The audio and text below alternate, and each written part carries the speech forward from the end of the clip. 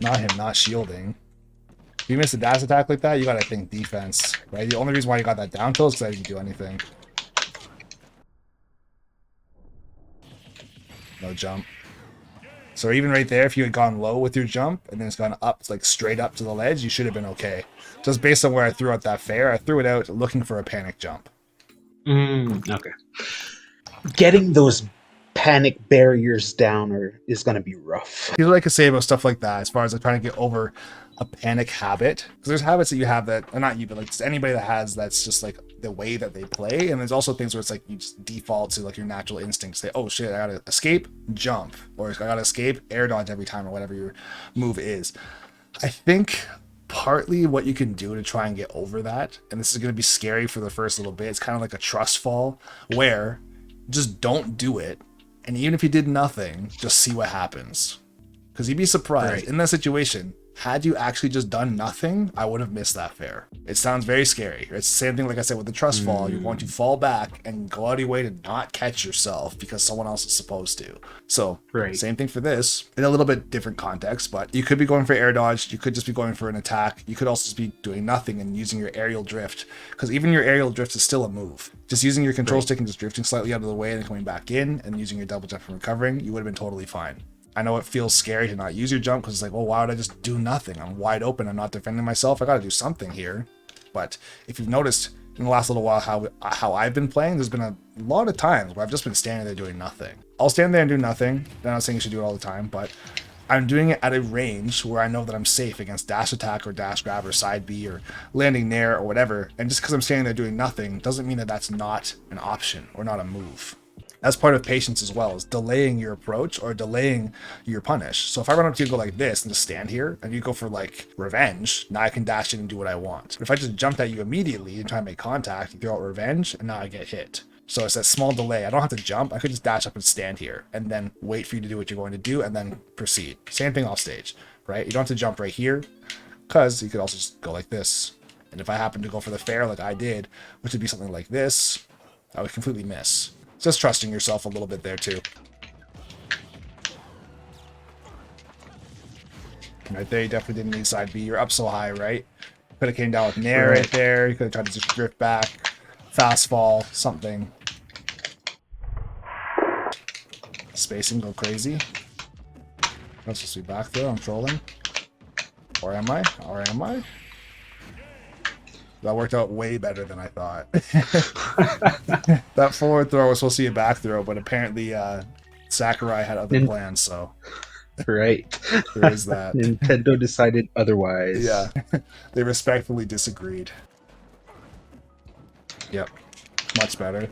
We want to try and get rid of that second part, right? That second side B is extremely dangerous to go for, because if I was a character that had the range to try and cover you with like an F smash or like a down smash at the ledge, you should be dying for that, right? I could cover it with Falco, but it's a little bit more committal. Right there, you jump first, right? Exactly. Yeah, right there, you jump first, so you just die, unfortunately.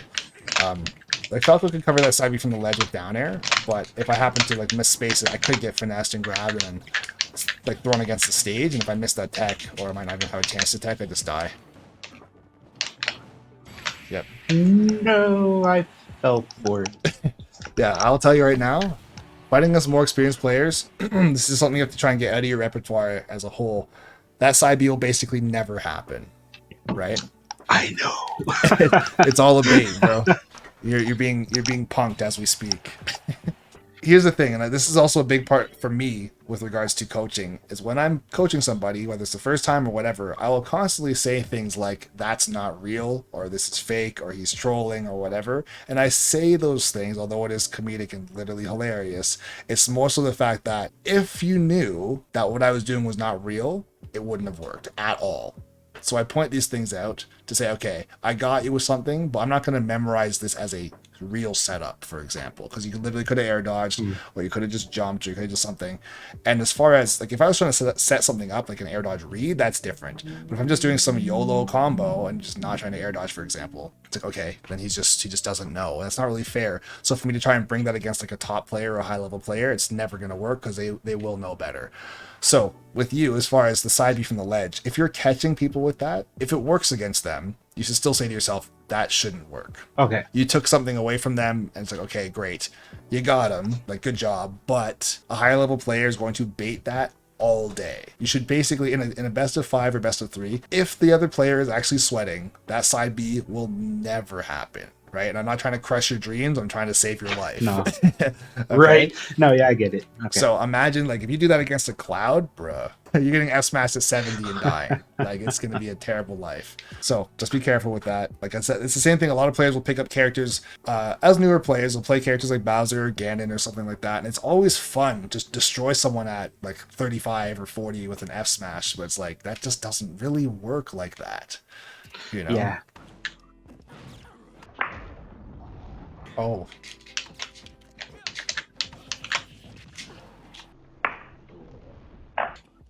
Yep. Even right there, that costs you your revenge too. And you had a revenge on my backer, which is huge.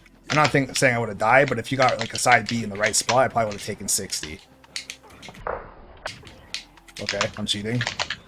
I saw the ropes show up. Yeah. Oh, he just turned around and did it. He doesn't care what his life. He's at 173. He's trying to die. Oh, never mind. All of a sudden, the comeback of the century. I'm dead. Okay. Down to it. Oh, right up the top. So you'll notice maybe a little bit towards the end there, you were starting to slow down. I know we were kind of just standing there menacingly for a little bit. But as far as your own life, there's quite a few times when you were getting finessed because you wanted to try and go in to try and make something happen, and that's how you lost the first 2 stocks. The first stock, I will say, was very tragic because I had a very long combo sequence, and then you kind of just got finessed. I think I got a laser, I caught you, then I got like a spike or something. I can't remember exactly. I think you're down on the left.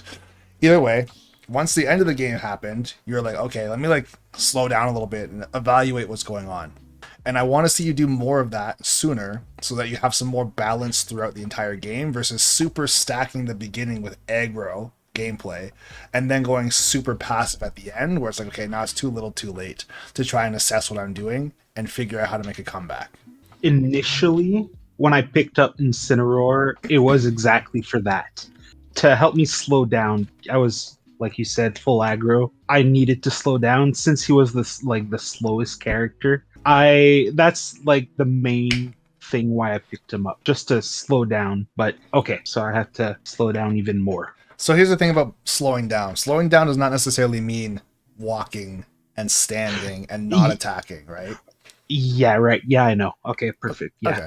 So slowing down for your character could actually just mean more dashing and empty hops and not really committing to your big moves unless you're actually going to hit me, right? So if you throw out like down tilts or nairs or like fairs or back airs, stuff like that is okay. But if you're thinking, okay, I'm going to get into burst range and then just go for a grab or go for a side B or run up in revenge, those moves, although they're easy to execute, are way too committal. I think that's one of the things that a lot of players, they have a misconception on this where it's like grabbing is not hard to do. So and I don't think of it as a commitment. It's not like I'm going for like a super hard combo and potentially dropping half of the combo. Like that's what a commitment is to a lot of players. But the idea of throwing out a move that's like more than 40 frames as far as grab. Think of it this way.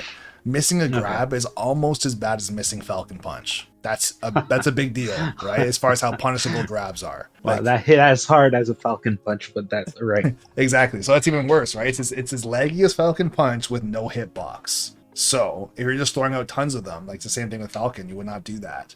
Obviously, or you shouldn't. We'll see.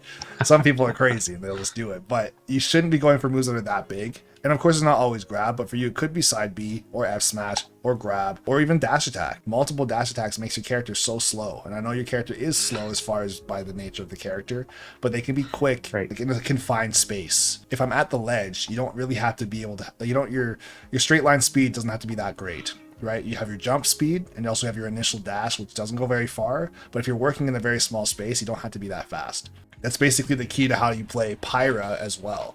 Pyra is not bad in neutral, but if the opponent is a much faster character, there's no chance. You have to play Mithra, and then when you get a ledge trap situation or a juggle situation, you can play Pyra because your opponent is at a massive disadvantage as far as speed and also outlets as to where they can escape to.